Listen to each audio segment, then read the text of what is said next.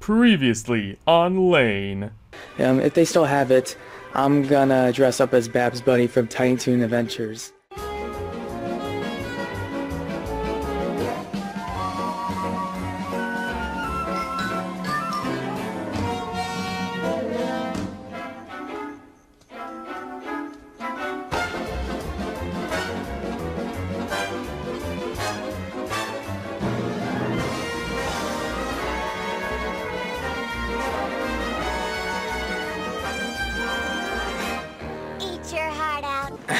Hello there everybody, this is Lane.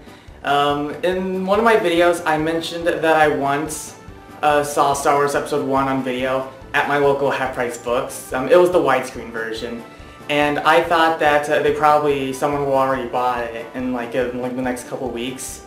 And so in one of my videos I did, where I tried to see if the Half Price Books will still have it, I said that I would dress up as Babs Bunny from Tiny Toon Adventures if they still had it. And they did. So that's why I am wearing this, which is actually the bunny suit from A Christmas Story, just with some more clothes on, and it's really hot in here. Viewer disclaimer, if you have a problem with a 16-year-old character obsessing over a pink female version of Bugs Bunny, then you can kiss my ass. Today we're going to be doing something a little bit different. Let's get this napkin out of the way, gross. Anyways, since school has been out, why not, talk about something school-related, which are books. Specifically books based on the best character on Tiny Toon Adventures, Babs Bunny. And yeah, there are books that are based around her. Today we're going to be checking out 4 books. I bought 3 on eBay and 1 at an antique mall. Alright, let's go ahead and let's start reading the first book, Babs Bunny Privateer from 1990. The front and back pages contain artwork of several characters from Tiny Toon Adventures. Oh, and I almost forgot, my copy has 2 Bible stickers on the back cover of the book, so I guess we can consider this book to be a Bible story, and I would be severely disappointed if it doesn't have a Bible verse at the end. Well, let's just start reading this book and see what it has to offer. One thing you'll notice about this book are the amazing illustrations. The artwork used in this book is very cool and totally unique. It doesn't look exactly like how it does in the show, but the illustrations look nice overall. The book starts off with Buster and Babs heading for their school, Acme University, until they discover that the school is closing down because they hadn't paid the mortgage in months. I also love that Elmer Fudd and Yosemite Sam are in this book. Sorry, I got distracted. Back to the book. Montana Max shows up, telling them that he's transferring to their rival school, Perfecto Prep.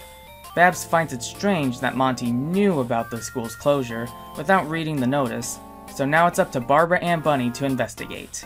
They first go to Acme Savings and Loans to speak with the bank manager. He claims that Acme Lou never missed any payments until 4 months ago, hence why the school is closing down. Babs decides to ask the bank manager about the future owner of the school, with a response saying that the property has already been sold to Perfecto Prep. They're now 100% sure that Montana Max is behind all this, so they decide to spy on him. They then see him go into an abandoned house. The group of furry animals peek through the window to see Monty talking to the principal of Perfecto Prep. He tells the principal that he buried the money behind his mansion for the principal to pick up later. The Perfecto Prep principal plans on turning Acme University into a huge supermarket. It's up to Babsy and the gang to get the money back and save Acme Lou. They disguise themselves as delivery men from the Acme Gourmet Food Company, telling Monty that the principal told him to collect the money from him, so Montana Max did as he promised and gave the money. Just then, the principal of Perfecto Prep comes, and he is really pissed off that Monty gave the money away because it was all a trick. Babsy and the gang deliver the money to the bank and saved Acme University. This is a pretty good book for only being 32 pages long. And since we can officially call it a Bible book, here's a verse from the Bible. Thou shalt not steal. Exodus 20:15. Well, that's all the time we have about talking about this book. And remember, God made you special, and He loves you very much. On with the next book. Next up we have one of the rarest books, Babs Bunny's Beach Day from 1992. I found this on an eBay lot with some children's books, and I decided to go find the book somewhere else. Maybe do a quick Google search, but for some reason, I couldn't find any more images of that book outside that one eBay lot. Instead, I find images of things like this. Or this. I don't like it.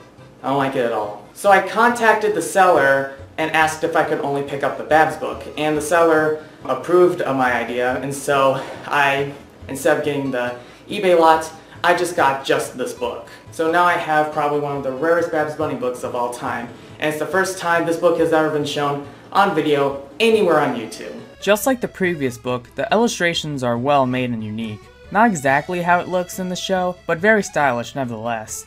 In fact, the illustrations in both books are almost identical. Were both books made by the same illustrator? Let's do some digging, shall we? On Private Ear, the illustration was done by the Guy Gilchrist Studios. Since this book is now shown on the video for the first time, let's see who the real illustrator is. Well, what do you know? No illustrator credited, but at least we know the publisher of this book, Longmeadow Press. The description on the back says, Babs and Buster Bunny are ready for a day at the beach full of fun and sun, but everything turns out wrong. Can Babs save the day? There also seems to be another currently lost book in the series, Buster Bunny Everyday Hero. The story starts off with Buster and Babs at what I assume to be one of their rabbit holes. They decide to go to the beach because some celebrity is holding a concert there. They race to see who can get to the beach first, and the loser will have to buy the winner carrot tacos. Which, is that a real item? Let me check.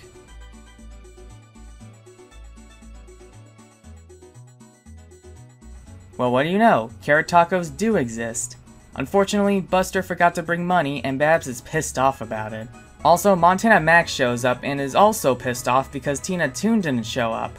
I forgot to tell you that that's the name of the celebrity in this book. And yes, she's made up for this particular book because this character was never seen or mentioned in the show. Since Tina Toon is not real and was made up, Babs decides to dress up and look like Tina Toon and perform on stage. Apparently, everyone was fooled and Buster sold lots of tickets. Something about Babs and Buster doing this makes me feel different. I think they're scam artists. Buster can now buy Babsy a box full of carrot tacos, and they all lived happily ever after. Except for Monty because he got ripped off. That's it? Only 10 pages? I spent $13 on an extremely short book? Who am I kidding? This is actually a pretty fun book to read, even if it only lasts 10 pages long. Though we do have yet another book. This time it's a golden book. It's called Happy Birthday Babs. Came out in 1990. The book is a little beaten up because the spine, but I'd say the condition is okay. The first two books had very similar illustrations, and they were unique as they didn't look too much like the show's art style.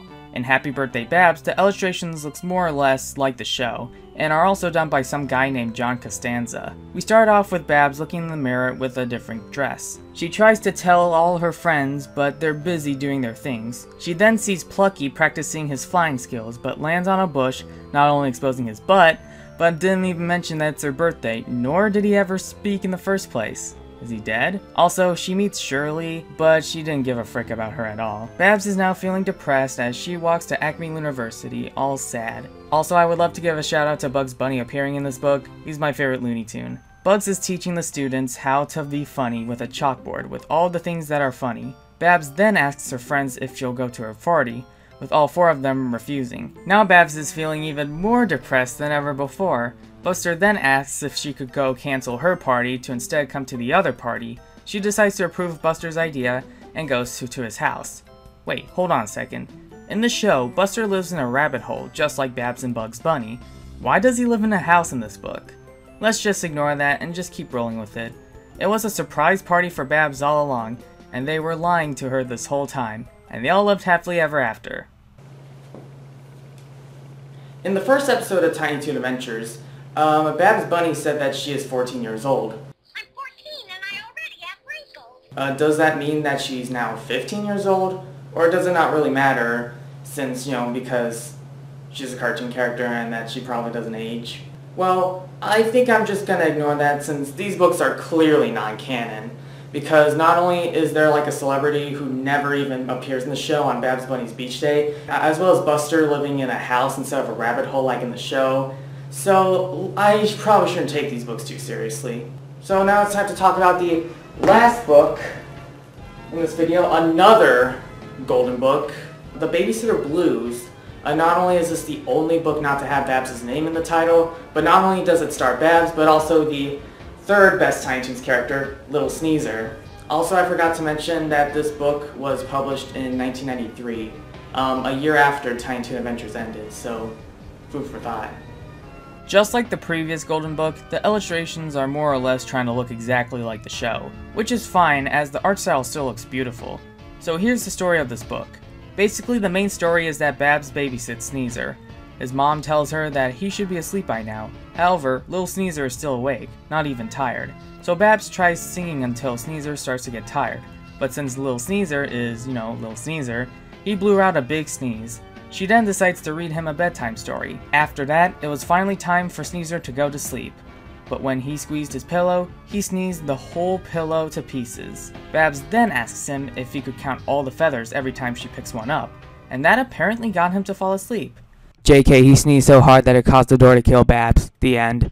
There's also another rare Babs Bunny book called Babs Bunny's Book of Opposites, but I won't be covering it in this video because not only am I trying to save money, but I also want to wait until I find a listing of this book with the actual cover so I know it's legit. So overall, there's literally nothing special about these, but these are very interesting and wonderful reads that I'm pretty sure you might find some joy in them. Since I am a huge Babs Bunny fanboy, I kind of just felt like I just wanted to make a video dedicated to these books. It's time to end the video off. Party's over, and it's time to call it a day. Thank you for watching. Go click on my channel if you want to subscribe for more weird and crazy content, or heck, go check out these 2 random videos I made. Go ahead, do whatever you want.